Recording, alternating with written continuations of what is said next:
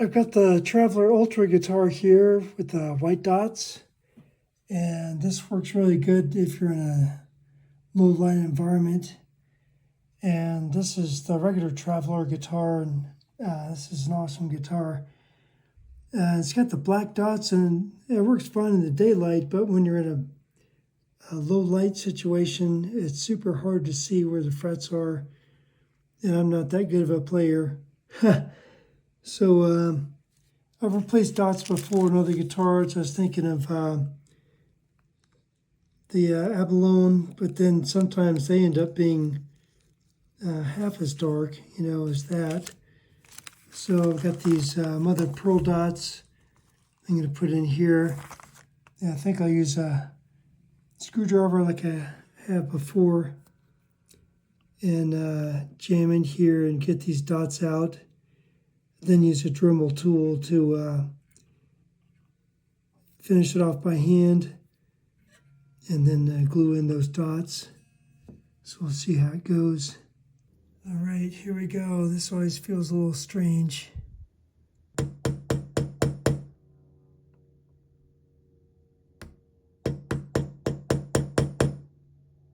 Yeah, this is going to be a little tough.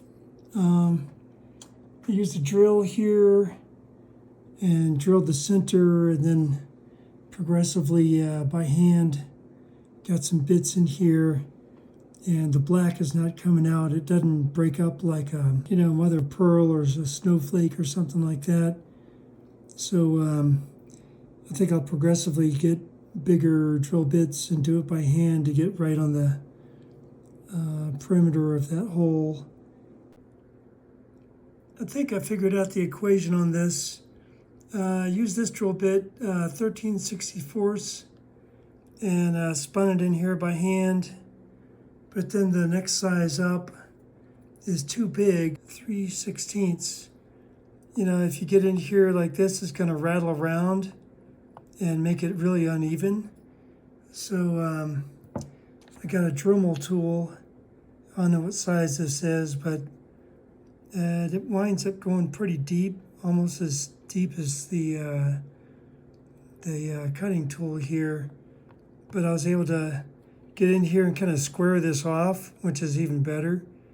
But it's still deep because with a drill bit, you have the point that goes even deeper.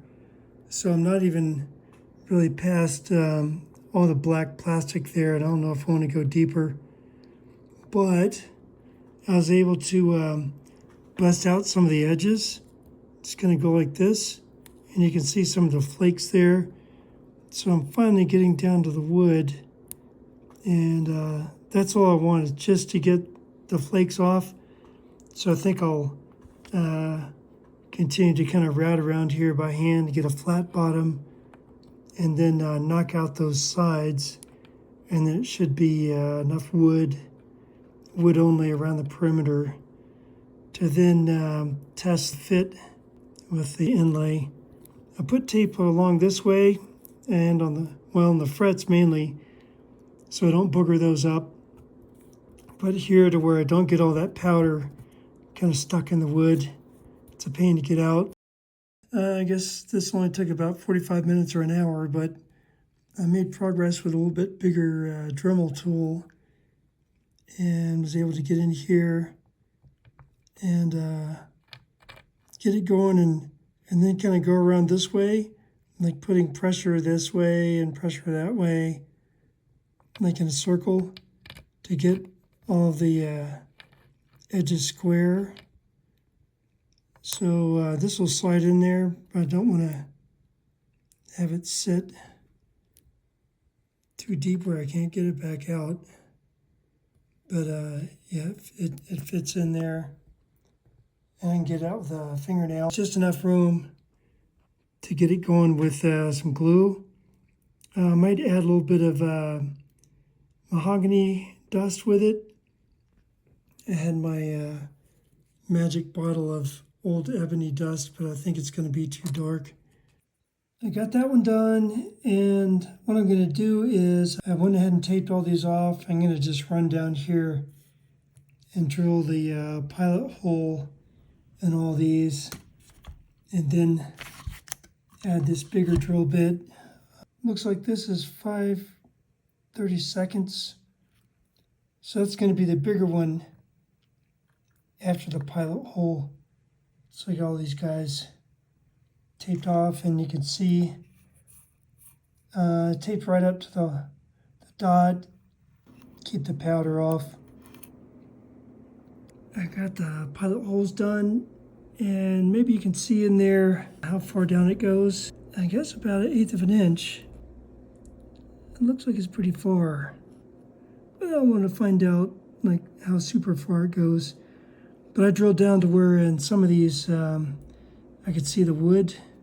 So I'd advise two things. One is be patient, and two is hold back on your drill, so don't put a lot of pressure on this thing. I guess a third thing, don't let it go off to the side, especially with the pilot. I'll be able to get better grip and centered without wobbling out with the next bigger drill bit. But at least this is getting the job done faster than digging it out. Indeed, this was the hard part. All this took about 3 or 4 hours. But I was able to get this in here and kind of go around this way and get these wide enough for the dots to go in. Some of them got a little deep, so I'm going to put some of the extra shavings like this. I'm going to shore it up just a skosh to where when they lay in there, they won't sink below the flat level. That's the worst case. So I want to have like maybe a fingernail's thickness, just right in there where I can file it. It'll go flat. But everything worked good. Got all those carved out. So I'm going to glue them in. Got them glued in here. I did wipe off some of the glue around the edges there because I didn't want it to kind of be embedded in the wood. I didn't want the glue embedded in the wood. But I'd rather do it like this and have some extra dot where I can sand it down rather than being in there too far. And then I don't think there'll be much margin like gap because of no glue, because it's so tight. I mean, these things are pretty tight in there. This dried overnight and everything looks good there. I'm going to use this file, and it's one of these micro files. And I put tape here on the edges to where when I file, I don't start digging into the wood on the sides. This last part is the hardest, getting these filed down. Smooth here. I didn't dig into the wood, so that's good. It's smooth. I sanded some of this with 400 and then steel wool the whole thing. But still some of the powder gets in the wood grain, so I hooked up the vacuum here to suck it up while I'm going. And I'm wearing a mask so I don't breathe it. And then clean this with a toothbrush. But it's looking real good.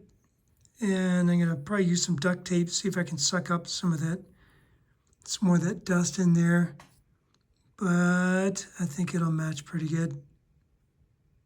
I'm done filing it all down, and everything turned out really good. Had to peel back the tape here, to get along this edge. So I filed this way, then ran some 400 this way with some steel wool. And it looks like some of the grain just naturally goes this way. That's why there's lines like that. I might try to sand that out. So it all looked good. I'm going to take all this tape off and then steel wool the whole thing to where all these other sections look the same. I've got everything cleaned up here. It's funny how this looks three-dimensional. It looks like these are sticking up, but they're actually like super flat on there. I think I got most of the dust out of the green, and I think what we see here is like oxidation. So I'm going to let it set a day or two and see if it just oxidizes out. It looks like this. I steel wooled the whole thing to where everything looks uniform. So I think everything turned out really good.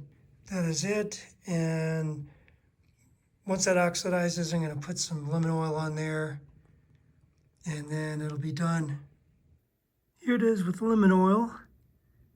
It's not perfect, but it looks really good.